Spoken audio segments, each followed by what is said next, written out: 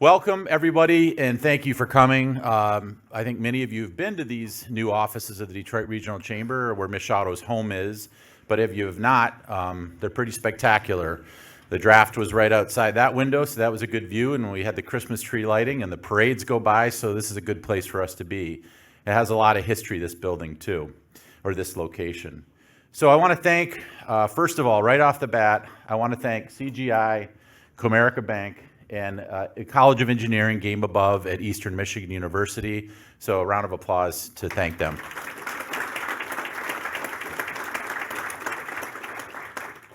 Next, I want to thank all of you, in particular, and most of you are investors and supporters at MichAuto and/or partners, so it's a friendly crowd. But we're glad you're here. We appreciate your support. And I'm going to jump right into it tonight. We're going to do a couple things, but the first thing we're going to do is we have just released, and this is the third time we've done it, our economic contribution report. We've done this 3 times.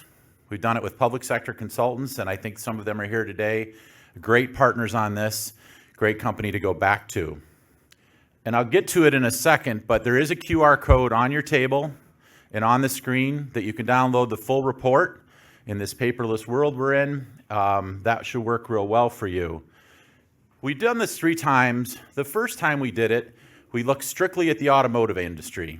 That is the traditional industry that we're all familiar with. The second time we did this, about 5 years ago, we worked with our partners like the MEDC and the Detroit Regional Partnership, and we sat down and we defined mobility and added those codes to broaden the study to look at the mobility world. The third time, this time, we broadened it even more, and we've added, and you'll see this in the report, there's 4 categories, but we have the semiconductor industry, the EV investments, and all material and composite companies where we didn't have that before. It's not an impact analysis, it's a contribution analysis. There's a difference. The impact analysis is a measure of effects and real changes or hypothetical changes, and a contribution is insights into how the industry contributes across those different sectors to today's economy. What's the number? The number is 348. It was 304 the last time we did it. So many people talk about the industry declining and changing. It is changing. It's also growing, particularly as we look at how the supply chains change. With the proliferation of sustainability, and thus things like electrification and hydrogen, and also digitalization with electronics, the industry is broader. We include mining. We're looking at the energy companies. So it's a very broad look, but it is a mobility look. It's 27% of the gross economic output of the state.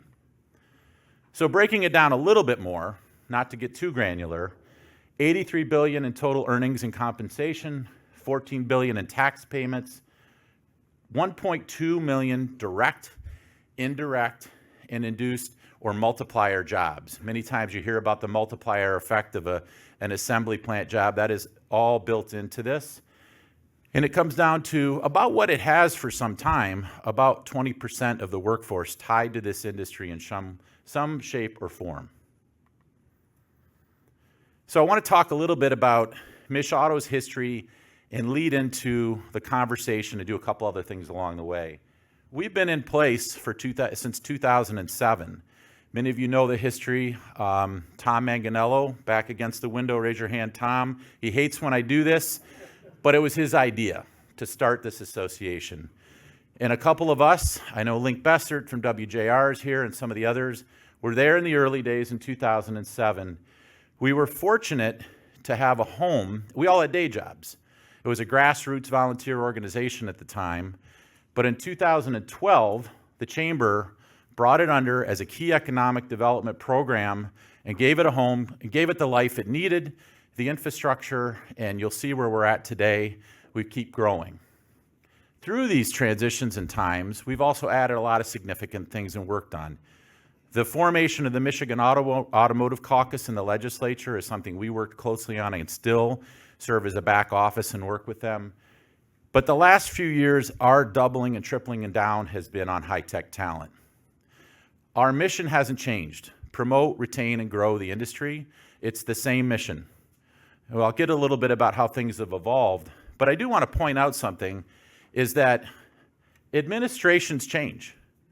We are working on our third governor, soon to be, and not too distant future, our fourth different governor through the history of MichAuto. We've worked through several presidential administrations. If anything, this industry is used to change. We want stability, but we have to adapt to change, and that's what we've done with MichAuto. When we look at our focus, one of the things we did at the beginning of the year was say, are we doing the right things? Is our image, our brand, is our position right? So we went through an exhaustive study with Franco Public Relations that is also here. Thank you for that work. We did come up with a new logo. We felt it was changed for a refresh. You'll see that in the lobby. It's worked very well for us.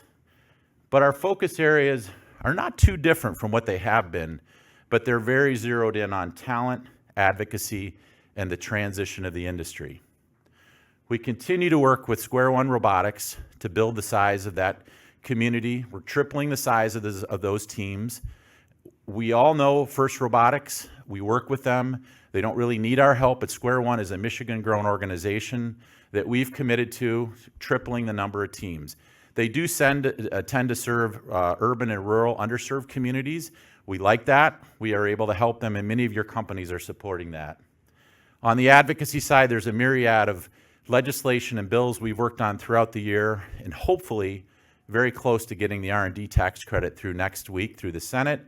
I won't go into all the details of all the other things we're working on, but that's a big focus in the very, very short term. And lastly, on industry transition, one of the things we started a few years ago, and you can see the current cohort of startups. We have 9 startups. They come from Michigan Central, Oakland County, Ann Arbor Spark, and Macomb County. They're from different types of the industry. Some are Industry 4.0, some are EV, some are mobility. They are part of MichAuto. We invite them to everything. Some of them are here tonight, but they're very welcome to be part of our community to connect with. We call that the Innovator Exchange. It continues to grow. And then lastly, we're working on a special project around automation. So for 2025, same core pillar activities. We're entering phase 3 of our high-tech talent work. We're relaunching our talent committee, which you'll hear more about. Most of you have been reached out to already. On the advocacy side, on the manufacturing competitiveness, and some of the other legislation. And on the industry transition, we're working closely with the Chamber and other partners around the innovation economy. It's core to automotive R&D. It's core to Michigan's future. So we're working closely on that, as well as things like the charging infrastructure and our partners at OFME, the Office of Future Mobility and Electrification, who are also here, and the MEDC and the Michigan Outdoor Office. Why the Michigan Outdoor Office? There's a transition in electrification going on in snowmobiles and ATVs up north. Testing is being done and research, so we're working with companies like Polaris with that. So I'm going to pause and bring Raj up for a second. So Raj Nair.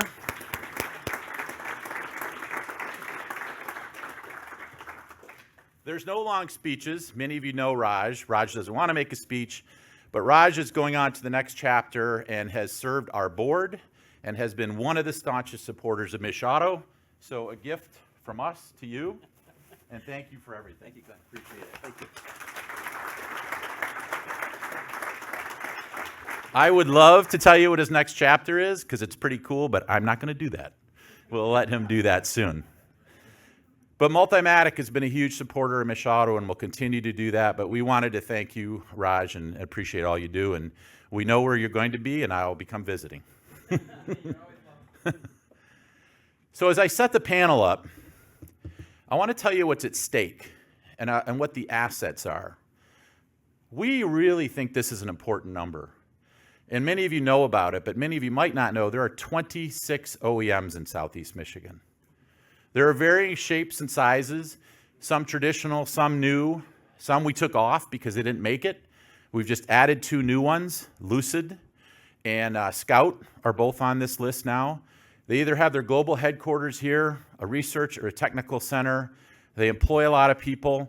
They drive a lot, and this is really important. Next is our assembly plants. And I think you all know how important they are. We have 12. 3 of them have been converted or in the process to pure battery electric. But as the transition occurs and as things evolve, so will these plants. These are crown jewels, just like those OEM assembly plants are. As are 98 of the top 100 suppliers also have their headquarters or a research and development center. Many of them are here. I know I saw the Broza, and many of here are here. Next year's here. These are the companies that make up the top of the tier, but all the rest of the tier is part of our organization, part of our community too. But we're number 1 in the nation for business-fueled R&D in automotive. That has been some for 100 years, and it continues to be. We're number 1 for EV investments. And again, to bring it back home, it's $348 billion to our economic contribution in the state. But things are changing. With this all, and with this transition, comes opportunity and challenge. Lots of icons up there, but machine learning, artificial intelligence, sustainability and electrification, climate, federal and state policy changes, labor, workforce issues, and China. And China is different today because China is an industry that didn't exist too long ago and now is a global power in their own country and going abroad. And it's something we all know about, something we all talk about, and something we have to be working with and dealing with collectively. So we thought we'll release the study, we'll invite you here, and we'll bring a group of people together to talk about these issues. And we're really fortunate to have 4 people do that with one big change. One of our partners couldn't make it at the last minute, but it's easy in a room like this to look around and say, who would be a great panelist? And John was the first guy I saw. So John, thank you. So Guy Gordon will bring you up from WJR and JR Morning. Many of you know Guy, many of you listen to Guy, but Guy is going to moderate this discussion. Emily Kolinsky-Morris, a chief economist at Ford Motor Company. Thank you for being here. I don't think anyone doesn't know John McElroy. So John, thank you for joining us.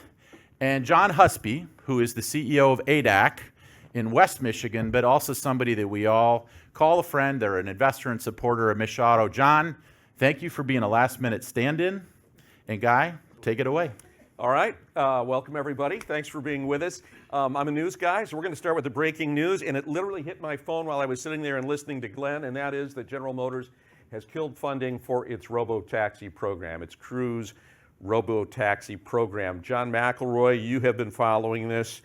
What does that mean for the AV agenda at General Motors? They're saying they're going to focus on ADS systems now, exclusively, leave robo-taxis to the others. Yeah, look, to me it's very disappointing. I believe that autonomous vehicles are the transformative technology that will change not just the automotive industry, but change society as we know it. So for GM to retreat from that, to me, is extremely disappointing. It's the nail in the coffin as far as GM is concerned, and it's going to leave it to the tech companies. So whatever they get, they're going to have to buy off the shelf from somebody else. No, I think they're just not going to get into the business and leave it to companies like Waymo, which is part of Alphabet and Google, Zoox, which is part of Amazon. Those 2 are in the lead in the United States. Look, it's a race between the US and China right now. Who's going to lead and dominate in this technology? There's a company in China known as Baidu. It's off to the races with this tech. There's another Pony AI. There's another one I can't think of off the top of my head right now. But to me, it's a blow to hear that GM's pulling the plug. Disappointing, but that's your bit of breaking news. We were going to have Kim Korth here. She had done a very broad survey of CEOs in the industry, especially suppliers, including Tier 2, Tier 3. John, you are now our survey subject. Bring it on. So give us the lowdown on the key thought points as we head into the new year, the key concerns, maybe some icebergs that you see. Sure. Yeah, if you look at the forecast houses right now, and I think as I go out and I talk to a lot of the CEOs here and other places, that there's a great discrepancy among the forecast houses. You're looking at almost a 750,000 unit gap between the forecast houses. That's a lot of volume in this industry to be uncertain about. And what you still have coming out of the last 4 years are companies that still aren't healthy.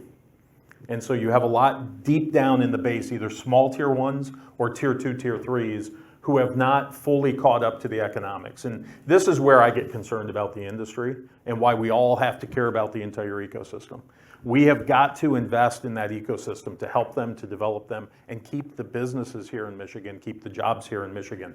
So when you look at this study that Glenn did, and he outlined it on my show a few days ago, saying that our trend line is still headed in the right direction. But how tenuous is that? Well, it's risky in 25. I mean, the volumes will say a lot on where this goes. I'm excited about if everyone embraces it, and it's going to take off. But what we have are a lot of companies who are financially still right on that line, trying to survive and get by. And this is where the autos have to embrace this with the supply base. The tier ones have to embrace it with the tier twos and threes, and we have to be able to drive together. And how much of this is because, I mean, sometimes it seems like that everybody was led onto a bit of a trapdoor by the federal government saying that you've got to go hot and heavy into BEVs, and then a lot of suppliers bet the farm. Absolutely. And how many, I mean, we saw how many suppliers that we have here. I think it was more than 2,200. Will we have that many, especially with things like Cruise now no longer a viable option, and other things that are happening? Yeah, there are a lot of, I know CEOs who are struggling right now that have built facilities around the country to support it. They unfortunately placed the wrong bets, but now they're pivoting and they're figuring out how to pivot and go forward. This is the difficult thing. This is why I think in Michigan's the right place to do this. We have got to figure out a way to be true flexible manufacturing and agnostic to whatever that technology. Right. It doesn't matter if it's ICE, if it's hybrid, if it's hydrogen in the future. We have got to figure out how to be in this more flexible manufacturing mode. And this is where it's going. This is where I think the partnership with banks, the partnership on capital, seeing where interest rates go, this is also going to be a driver in 25. Wow, it's just like you teed it up for Emily, talking about interest rates and also the macro factors that are out there right now. When he talks about the uncertainty that we're seeing with this 750,000 unit fuzzy area, what are those areas of uncertainty that you're watching? I think there are a lot right now, unfortunately, and so we appreciate how difficult it is to make those calls right now. And I think you hit it spot on the head with regard to the need for flexibility. We know that the fundamental demand for transportation is there. We've seen the industry go through cycles, ups and downs, but there's an inherent demand for personal transportation, particularly in the United States. And it gets complicated when you have to think about what powertrain is that going to represent, what technologies are going to be embedded in that. But when you think about four wheels, that's kind of your base. If you look at 2025 in particular, the amount of policy uncertainty and technology uncertainty means that 750,000 unit range doesn't surprise me at all. And I think what we all have to be thoughtful about when you see numbers like that is, what are you assuming? What level of tariffs are you talking about? What are the tax policy changes that are embedded in that? What's happening with IRA tax credits? Because it's very easy to swing your forecast by that magnitude depending which stake in the ground you want to put on any of those issues.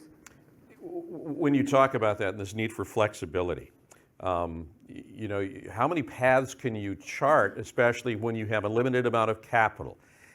And I mean, how risky is it to make those determinations on the fly about, well, okay, we're going to put so much in hybrid, so much in BEVs, so much in ICE, and God knows what the other demands might be going down the road. How difficult is that? And are capital markets and investors as flexible, as willing to give you the grace to be flexible? Right, that's the fundamental question facing our leaders right now. And so, I'm fortunate that I don't have to make those decisions, but we certainly try to help them make those decisions in the best way that they can. I think where you want to start are what are the things that are your controllables. And so, what are the choices before us? What aspects of this can we control, can we influence? And in how many of these potential future scenarios would I be happy with any particular choice? You're not going to find a lot that work in sort of all four boxes of your traditional four-boxer. If you could find one that works in three or even two, those are the ones you probably want to lean into, and then recognize that you're going to have to build into that the ability to pivot. We're going to get the CPI report tomorrow. We know the Fed's going to be in session next week.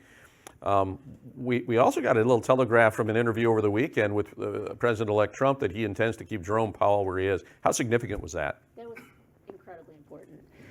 Stability at the Federal Reserve is one of the foundations of our economy here in the United States and really in any market.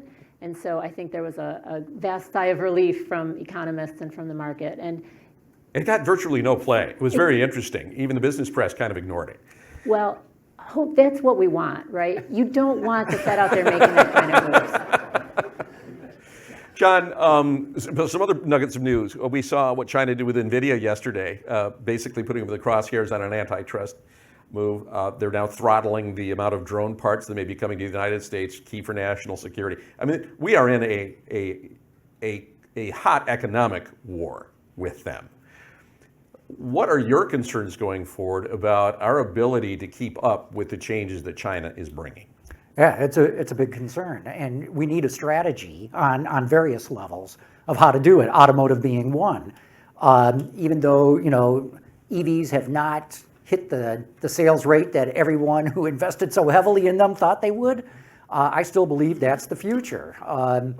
Look, it's a much simpler powertrain. It's a better driving experience, and I say that as a hardcore enthusiast, somebody who races cars. I think EVs are the way to go. And guess what? When you look at the materials that go into the batteries, when you go into the electronics that control truck powertrains a lot, there's a lot of crossover into national defense too. I mean, our war material, our war fighting machines use so much of that same technology.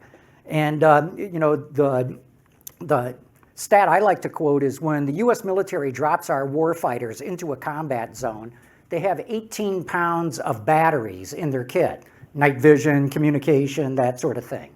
Where do you think most of those batteries come from? So if we're talking about, as everybody in Washington seems to be talking about, 2027 as being the war with China over Taiwan, we better start bulking up on those batteries, or we better figure out how to do it all here in the U.S. or with our allies. So we hear a lot of talk about it, but do you think the level of attention and the level of urgency is there that we need, both at a federal level and in industry? Absolutely, right now, today. But do you see them as the response that there's an acknowledgement that we need that level of urgency? There's that recognition in certain circles, certainly in the military, very, very hyper focused on that. There's some in the industry too, but look, EVs got politicized in the election cycle this year. Very unfortunate that an automotive technology would become politicized, but that's the reality of it. And so you have probably close to half the country that wants nothing to do with them. And that's why I keep raising this national security issue, because I think it's critically important that we go through on this. I agree it was politicized, and it was seen as an opportunistic moment for some politicians. But make no mistake that there's also some consumer resistance and consumer resentment that they feel that it's being forced upon them. Yeah. So where will the new tipping point be where there will be more general acceptance? And if the $7,500 tax credits go away, what happens then? Yeah, look, if the $7,500 goes away, there's no question. EV sales are going to go down. We've seen it happen in Germany. We've seen it happen in China. When they yanked the subsidies, the sales went down. It'll happen here too. If that happens, it probably will. Maybe not the battery plant subsidies, because those are direct jobs, but the others will. But what's going to change it? It's great product. There's nothing wrong with the automotive industry that great product can't fix overnight. Right. I mean, it happens every single time. Tesla's already cracked the code. It doesn't need sales subsidies. It's when it ran out of subsidies, its sales kept on growing. It's also making boatloads of money on EVs. So it all comes down to scale. And the rough scale is if you can make 200,000 EVs a year in a plant, you stand a chance of making really good money on it. So we're in early days of it. We need to take the cost of the battery out. That's the whole nut right there. If you can crack that nut, you've got the EV situation solved.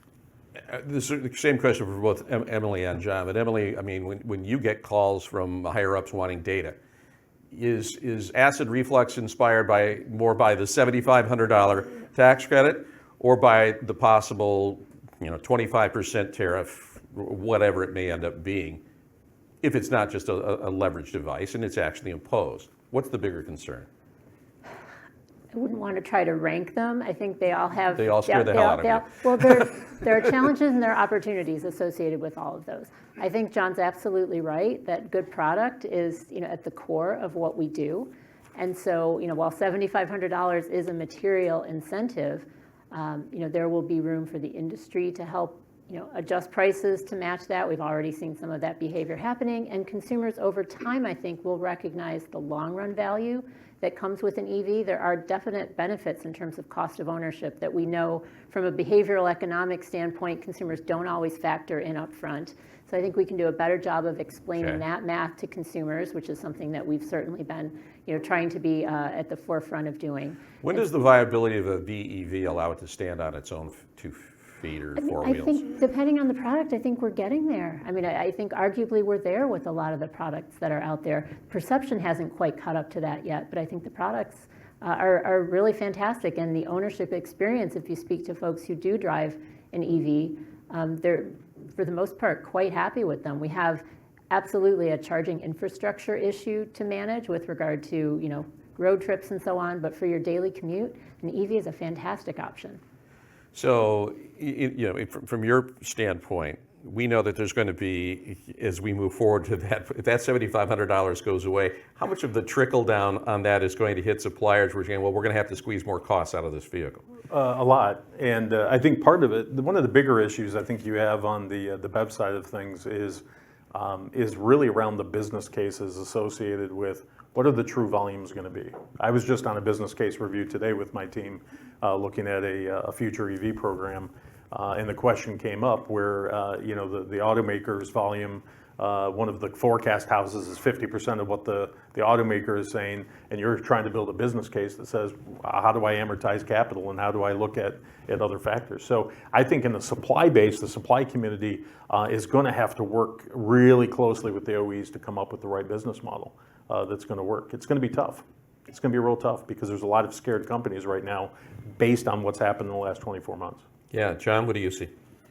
Yeah, look, Other John, I'm sorry. Yeah. The industry's, I don't want to say has got to reinvent itself, but it's got to do things differently. And there's a lot to learn from China. Everybody focuses on all the subsidies that the Chinese automakers get, and they do, and it's significant. But they're also doing things very differently.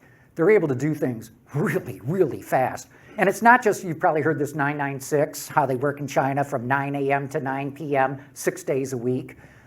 It's not that. I'll give you one example. So supplier that I talked to said they completed a project in China and they were astounded at how fast it went. And when they started to look into why did it go so quickly, they realized that the Chinese OEM gave them 400 pages of specifications of what they wanted to do versus the 4,000 pages they typically get from a traditional automaker. So there's just one small example of the way that, and especially in Detroit, there's this dictation to suppliers, thou shalt do it this way, that way, and the other way. Here's all the rules that you have to follow, whereas the Chinese are more comfortable in saying to a supplier, this is what we want it to do, you figure it out. So things move a whole lot faster at a whole lot less cost.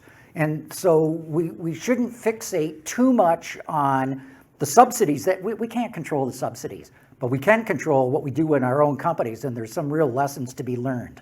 I'm reminded of the Alan Mullally anecdote where he came in and he said, look, there's 25 different hoods here. Do we need 25 different hoods? Can we simplify this, Emily? Complexity reduction is going to be critical to this, but we can't look past regulatory requirements either. So there are some significant differences there that the OEMs here have to follow because of the regulatory environment in the U.S. versus China. We do, but look how fast Tesla moves.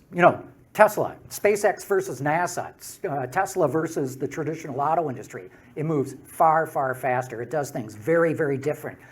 It's not that they're so much smarter. They're just approaching it from a clean sheet. They don't have 120 years of processes and programs that they have to follow. And the Chinese are copying Tesla. And that's what Detroit especially has got to do, is start from looking at things in a totally different way. And it's going to be a very painful transition because We have way too many people, way too many departments, way too many silos. We got to break through that stuff if we want to be viable and competitive. John, a lot of it is trickle down on you guys. What's your level of confidence that that kind of simplification could happen in the United States? Oh, it's going to be a while. I mean, I agree with the regulatory piece, but part of this is just the willingness to think differently, the willingness to say how, not no, the willingness to ask why. A lot of times, I think suppliers are willing to partner. I mean, there are a lot of people here that I've personally spoken with in the crowd that I know are always looking for complexity reduction. Always. Things are over-designed, the number of variants, et cetera. I think there's a path to be able to get there. I mean, you give a good example in one of the white papers about the reinforcement beams around the cluster. Well, that was there in an ICE vehicle because it had to be because of a piston engine, et cetera. But in a BEV, you don't necessarily have to have that. When are we going to change that? And that may not be a regulatory issue, that'd be because it was there for the engine. So I think there are things we can simplify and reduce the cost and be able to get there. So President Biden has already put a 100% tariff on Chinese-made BEVs, and it looks like that maybe from the moment that the efforts for China to build in Mexico is going to be put on hold, given some of the things that President-elect Trump has said. Will that work? Will that buy us enough time to make those kinds of critical changes? Don't waste a good crisis, right? So That's right. it can, but we can't just say, oh, the tariffs are going to fix it. Now we're fine. You have to take that opportunity and use that time to make some of the changes. But is that an example of a good tariff at this point? I mean, economists don't love tariffs, but I know, and that's why they're a short-term tool. If it's being used in that way, then I think you'd have buy-in to say, again, use that opportunity, protect a fledgling industry. I mean, that is a traditional application of a tariff, as long as it's not something that you come to rely on over a long period of time. Yeah. So what I'd like to see is President Trump come out and say, pick a year, whatever, starting in 2030, we're going to start to phase out that import tariff on Chinese cars. And we'll take off 10% a year until the year 2040 when there's no more tariff. So there's your window, Detroit and the rest of the traditional automakers, there's your window to learn how to compete.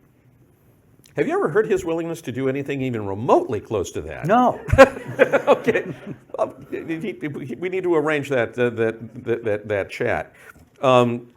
When you hear the word tariff, especially in terms of the supply chain, how frustrating might this be? And again, right now I will make a presumption that this is just a leveraging tactic. But were they to be imposed, what happens with Canada, with Mexico, and most significantly with China, where it already seems to be in an economic shooting war? Yeah. You want to start and I'll chime in? I mean, it would be a challenge. Obviously, the global supply chains for automotive are very regional. So under USMCA, I mean, the U.S., Canada, Mexico, that is a unit. And you mean the greatest trade agreement that was ever negotiated? It may be. According to the man that now wants to blow it up. Right. But I mean, I think, critically, you have to, I mean, the whole dynamic around global trade right now is around, nearshoring and friendshoring. And, Canada and Mexico are clearly friends in this context. And so I would hope that cooler heads will prevail in the end. Yeah, I mean, I think cooler heads will prevail. But I will tell you this.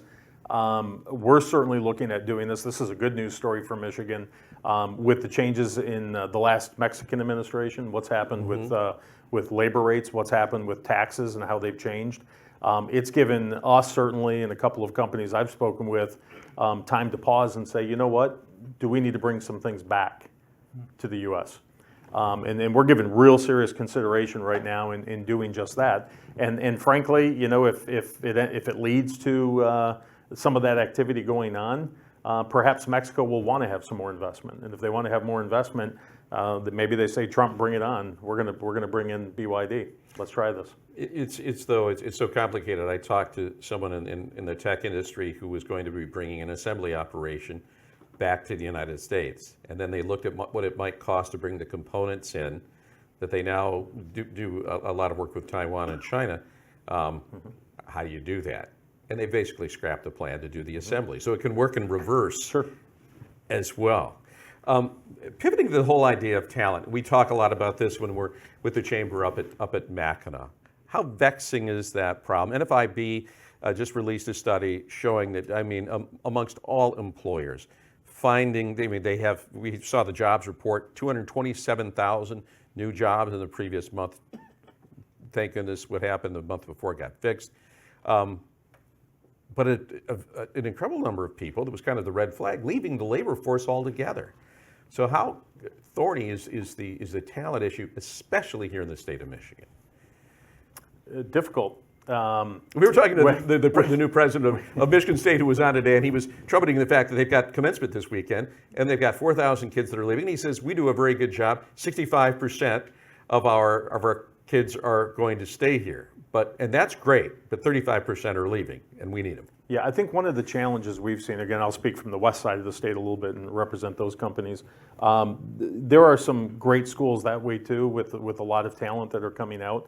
I think one of the challenges is for the mobility sector, we have seen it harder to retain people in their 20s.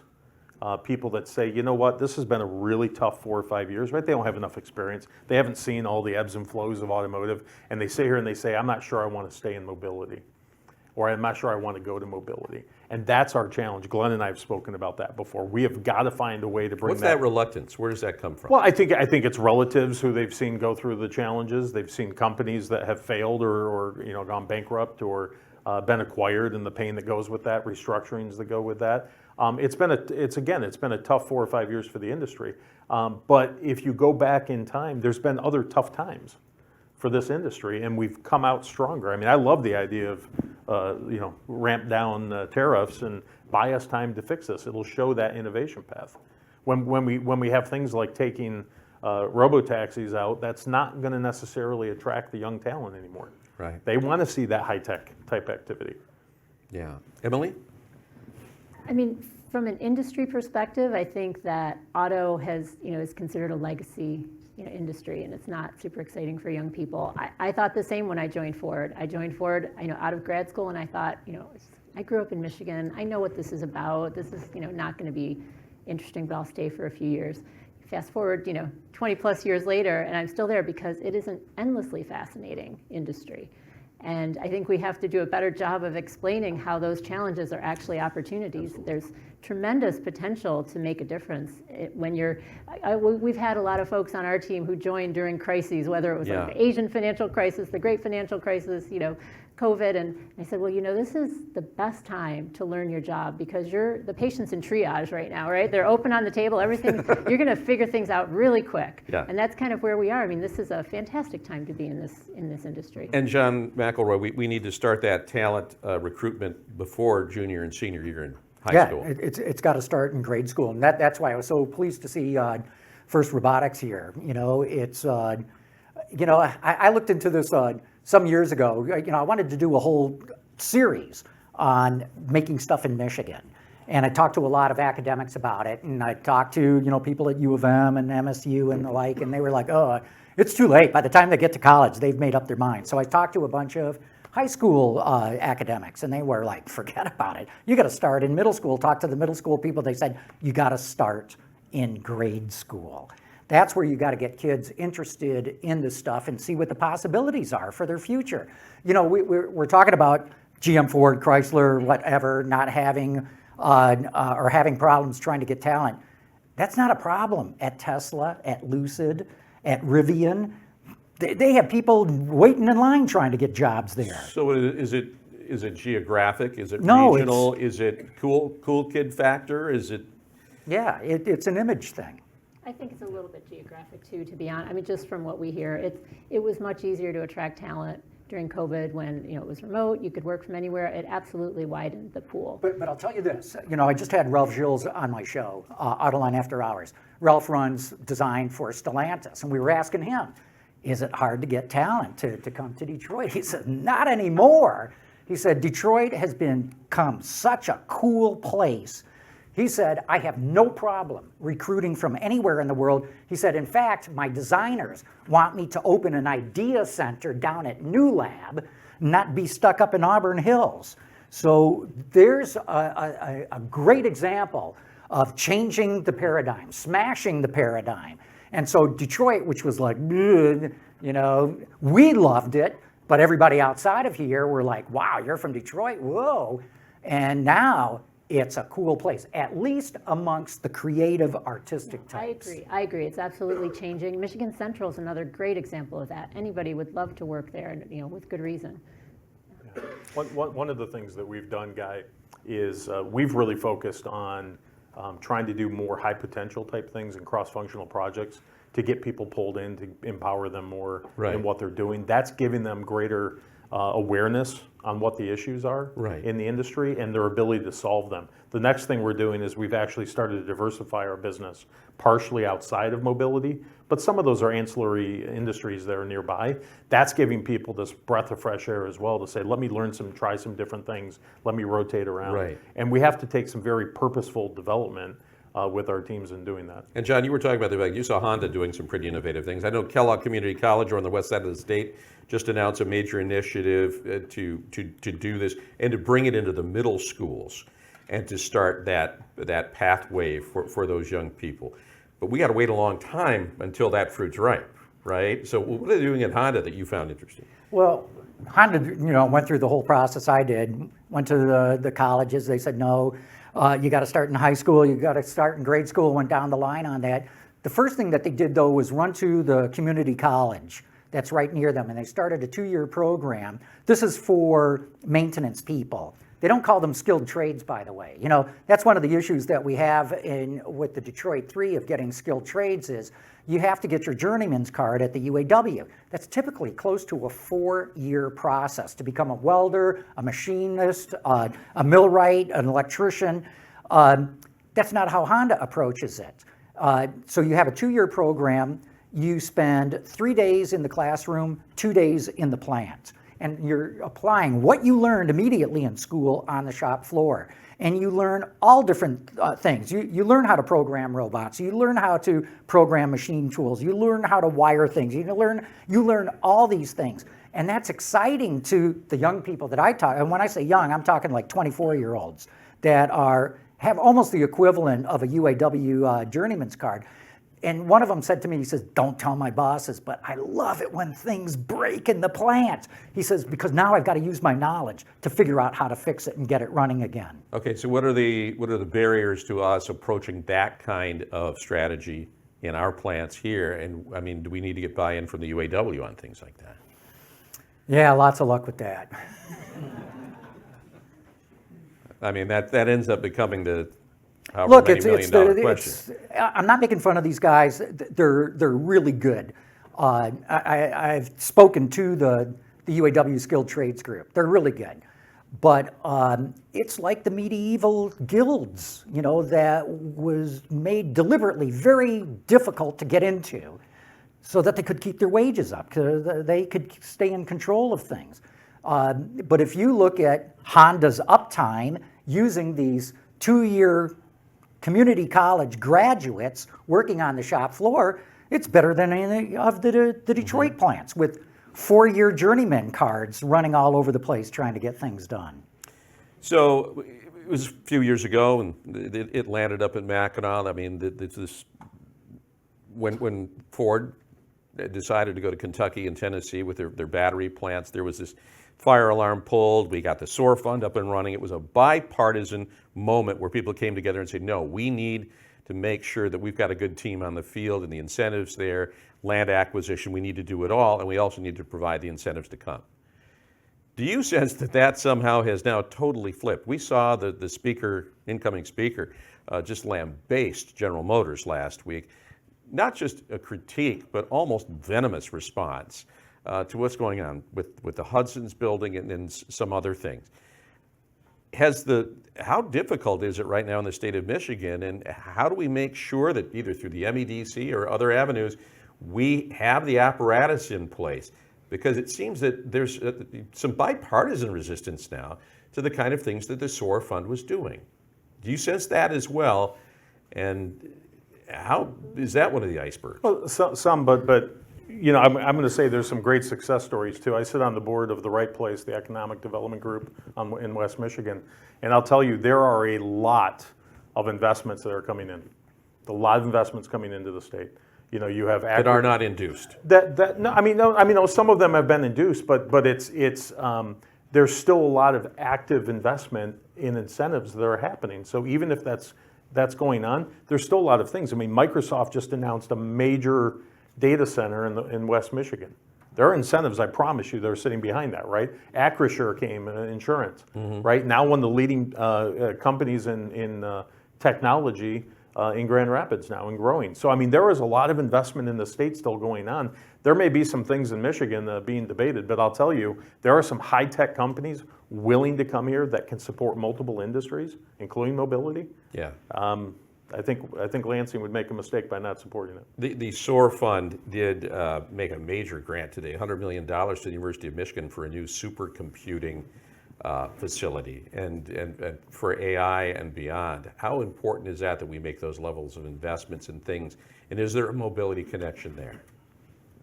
Those are important foundational technologies and resources that you need to have to build those industries of the future. And I think Glenn said it actually in his introduction, but the lead time on these investments is long. And so the political noise is really, to some extent, just that, it's noise. And we have to be strategic and think about where do we want to play, where can we win, and what, again, foundation do we need to lay so that we have the ability to compete in the global economy going forward. And that's true whether you're talking about Michigan or the United States. We have to be strategic about those investments. John, it used to be that it was rare that you would see politicians speak ill of General Motors or any of our home team assemblers and OEMs because it was our fortunes were so closely tied. What are you sensing out of Lansing? I don't know enough to say that directly, but what I would say is I'm deeply concerned about the way the automotive industry is going, especially in this country right now. And I don't think that's visible to the public, and I don't think it's visible to our political leaders. But I mean, I don't want to be an alarmist, but I will be an alarmist because we could lose a lot of this industry before this decade is over. It could be devastating. That's if you look at what's going on in Europe right now. And what will be the cause of death in the autopsy? There's no one cause. We'll die of 1,000 cuts. We're facing intense competition from China, not in this country, but everywhere else in the world. They're taking it over. We've got this overinvestment in EVs that's not paying off. We've got what I believe is peak auto. This industry in the US, in the EU, in Japan, in Korea is smaller than it was a decade ago. We're not selling as many cars. There may be a demographic shift that's playing into that. A lot of it's got to do with the economics of cars being so expensive. Well, that was the other piece. You hadn't mentioned affordability yet, but that's key. Yeah, huge issue.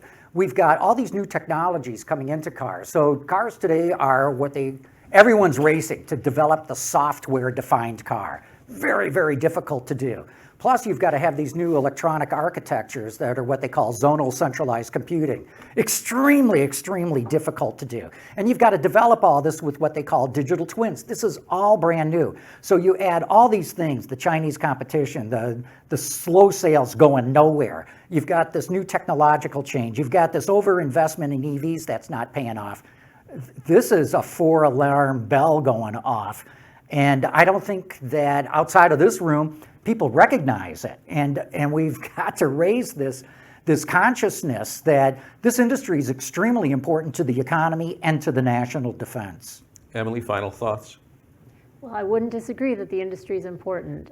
I do think that if economics teaches us anything, it's that we will find a balance over time. So I think it's not quite as dire as I think there's certainly the risk, but I think the fact that you're raising those alarms, John, and that people are talking and thinking about these things gives me hope and gives me some optimism that the industry is prepared to address these challenges. And I've been through a few cycles, so we've done it before, and I think we'll do it again.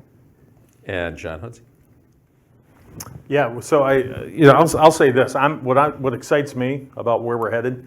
I started with the ecosystem and some of the challenges in the ecosystem. I'm seeing more partnership right now come out of our industry. I'm seeing more companies. We're currently partnering and in discussions with multiple other tier ones. And why is this exciting? Because we all don't have to go invest and do the same things. We're now trying to find a smarter way to go do this together. That's where you're going to find more innovation. That's going to be great for the state. That's where you're going to have more high-tech jobs coming in. I like the flexible manufacturing discussions that are ongoing and how we can think differently, come up with more agnostic. It doesn't matter what the powertrain is and propulsion. And I think that ecosystem partnership is going to be huge for where we go. All right, let me ask a very self-serving question from a media guy standpoint. What stories are we missing that we need to focus on? Oh, come on, John. You usually... I think I just said it, this danger. The that level of industry- alarm The level of alarm. Okay. I don't see the rest of the media picking this up yet. All right. Okay, tariffs. Yeah. Trying to return jobs to the U.S. Yeah. We want to go then do a mass deportation. Who's going to fill those jobs? Yeah, I well, think that's that's very a story much that we're- very yeah. very much in the front and center of a lot of employers right now. We're all looking at it. Well, there's I going to be saw a those reckoning there. headlines, 'Cause yeah. But I think we need to. I think what we need to do though also is to celebrate the successes because Sure. you mentioned that there's a lot of good stuff happening, and you have to learn from those and build on those in order to get to that next step that we need to get to. Well, it is still the most fun and the most exciting business out there. We had one of your team members on our show today talking about the GTD and the sub 7 mile lap that they did in Germany, and Yes, that thank you. was just a phenomenal, fun Great story to example tell. there. So Awesome. Yes. congratulations to the Ford team on that. Thank you for your insights. Glenn and MichAuto, thanks for having us. And hopefully we all learned a little something today. Thank you, John.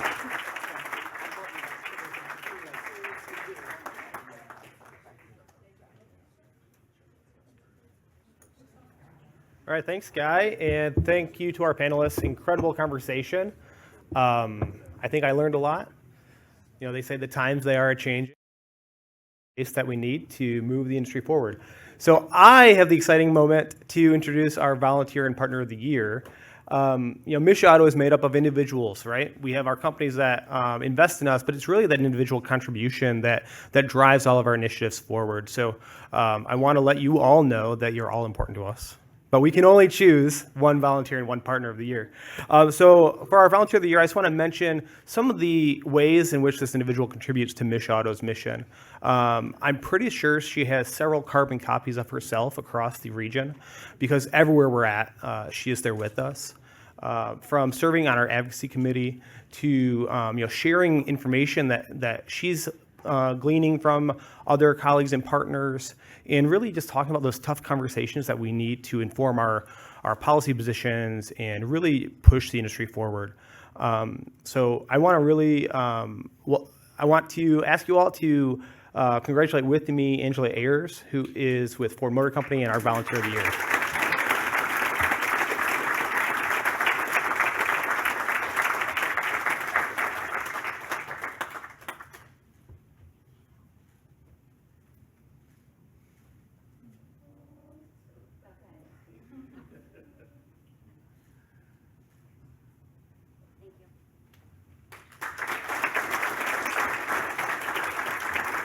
I was also told not to touch the glass on these things, so I'm trying to be careful without dropping them. And then we have a number of partnerships. Several were mentioned today in the ways that we are investing with our regional partners and our statewide partners to further their mission, but also our joint mission. This individual, I think, has kind of been a mentor to MichAuto in building up some of our programming. It's helped us to broaden our perspectives and how we can do things. And through our high-tech talent initiative, we've been able to invest with them to grow new pilots and programs and initiatives on the west side of the state. So it's been really exciting to not only learn from, but partner with this organization, this individual. So our partner of the year for 2024 is Rachel Gray with Hello West Michigan.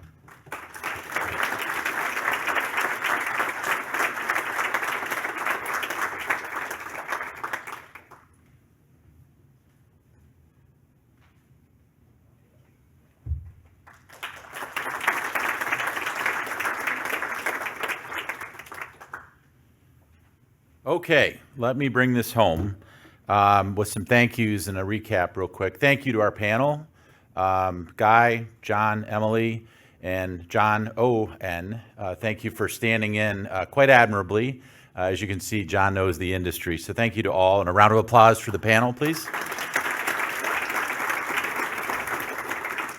I think they answered the bell talking about the state of the industry and where we're at today.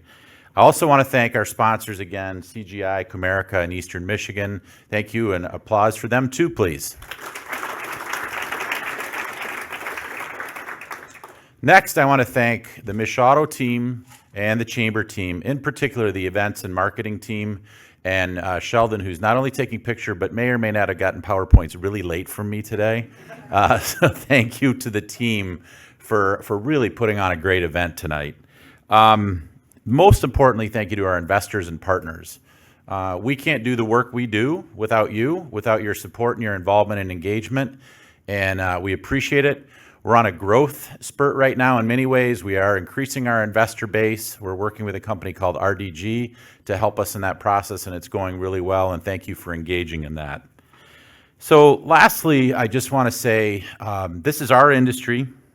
You know me, I'm the biggest cheerleader for this industry, but I will also ring the bell, the alarm bell, the welcome bell, whatever that bell needs to be, because you can see what we're up against. And we've always been up against something in this industry, but probably nothing like we have today. Probably no more forces at work, good and bad, different, subsidized, unsubsidized, political changes. So it's up to us to move faster. It's up to us to compete, and it's up to us to win.